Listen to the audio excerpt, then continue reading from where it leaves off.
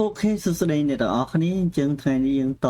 ពេលរៀនយើងបន្តទៀតយើងចូលទៅដល់ធូរទាំង4នេះបាទអញ្ចឹងធូរទាំង4នេះគឺគេប្រើសម្រាប់ធ្វើការសរសេរអក្សរអញ្ចឹងធូរទី1គឺគេនិយមប្រើច្រើន horizontal Thai tool គឺប្រើសម្រាប់ធ្វើការសរសេរអក្សរឧទាហរណ៍ថាយើងចុចចំណុចដែលយើងចង់បានមួយមកហើយយើងធ្វើការសរសេរហើយត្រង់ចំណុចនេះបើសិនជាយើងចង់ធ្វើការផ្លាស់ប្ដូរអក្សរយើងអាចធ្វើការ select all ឬក៏យើងចុច control អក្ស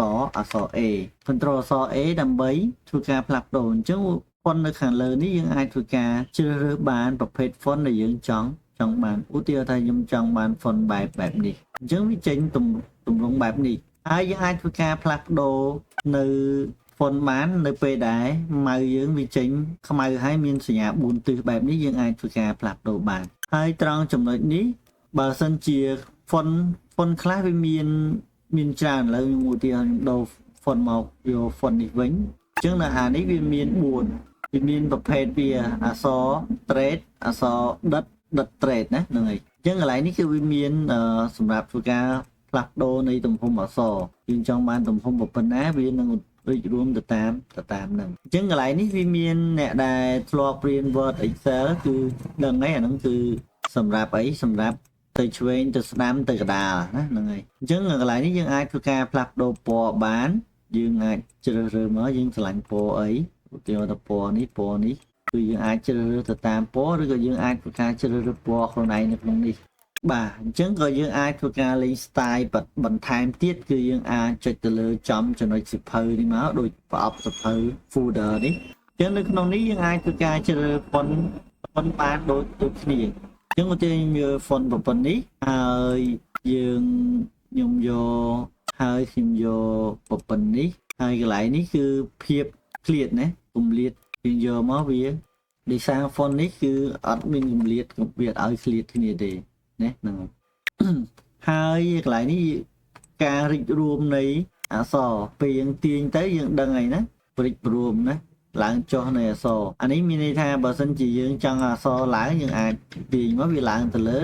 ទាញទៅវាចុះទៅក្រោមទៅតាមហ្នឹង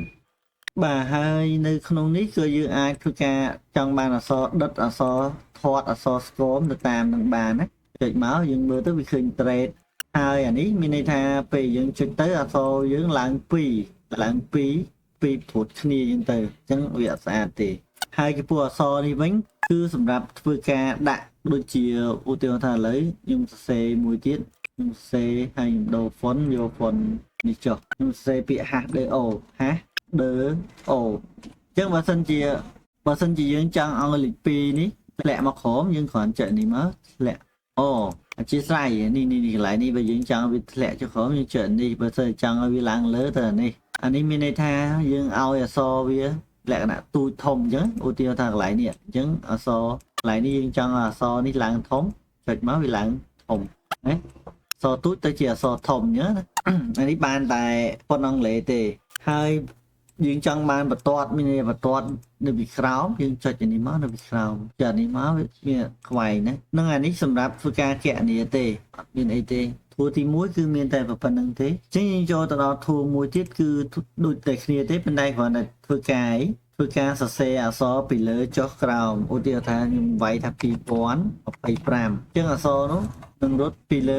មកក្រោមអញ្ចឹងយើងអាចធ្វើការចាប់ទាញមកដាក់បែបនេះអញ្ចឹងមក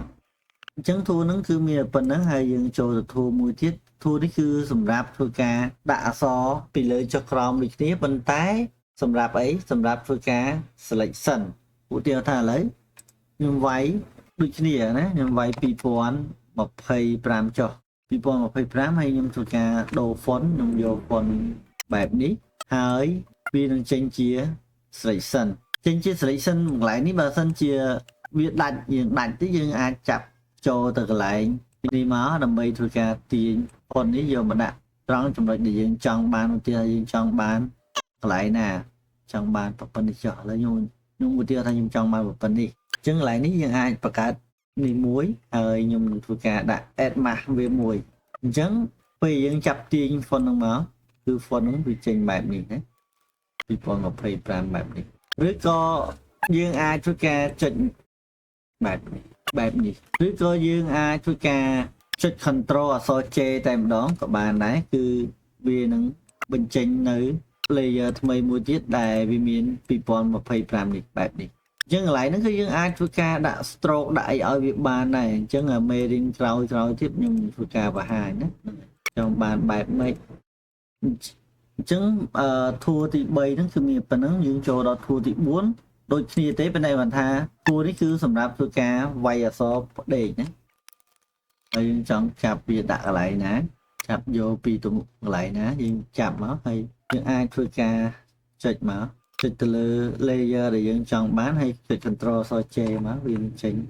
មួយទៀតកន្លែងនេះយើងអាចធ្វើការ copy style បានយកមកដាក់មក pass style មកយើងកន្លែងនេះយើងអាចទាញបានคลิกទៅលើនេះអញ្ចឹងបើថាយើងចុចអត់ចំយើងអាចចុច control អក្សរ T មកដើម្បីឲ្យវាទាញបាននេះវាចេញ copy style បែបហ្នឹងបាទធួទាំង4គឺមានតែប៉ុណ្្នឹងទេអរគុណច្រើនចំពោះការទស្សនាហើយជួបជាមួយខ្ញុំនៅវីដេអូក្រោយបន្តទៀតបាទអរគុណ